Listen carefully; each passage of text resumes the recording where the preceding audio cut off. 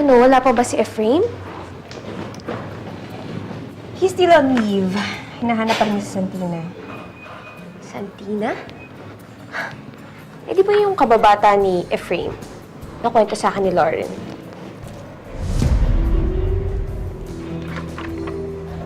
Ano, affected ka pa rin ba sa reunion nilang dalawa?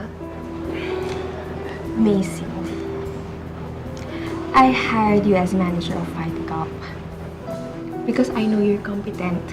So sana iset aside natin yung friendship natin dahil ayoko ng chismis.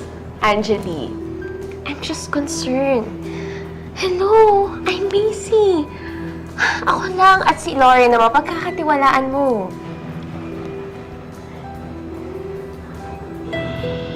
Nakakainis naman kasi.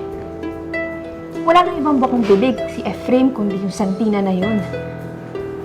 Tapos, wala na ako sa picture. You know, wherever hell who that Santina is, I hope she stays there forever. At sana wag na siyang bumalik. I don't want her in our lives.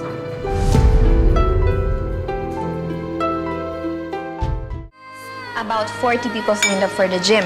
And I'm very positive dahil isang effective na endorser si Efrain. Mom, hindi ka ba happy sa news ko? I'm sorry.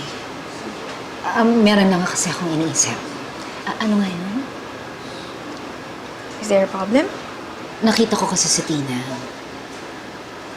Doon siya sa palengke, nagtatrabaho ngayon. Hindi ko maintindihan, pero parang naaawa ako sa kanya sa sitwasyon niya doon sa palengke. Mom, you don't have to feel guilty about it. Kung nandun man siya. Kung sana ginawa niya yung trabaho niya, sana wala siya sa palengke. Alam ko yun, anak. Pero hindi ko lang mapigilan ang sarili ko na mag-guilty sa nangyayari sa kanya ngayon, lalo na malapit siya kay Cesar. Tapos kababata pa siya ni Efrain. You cannot tell Efrain about Tina. Bakit? Dahil alam mo mag-aalala si Efrain sa kababata niya. Exactly!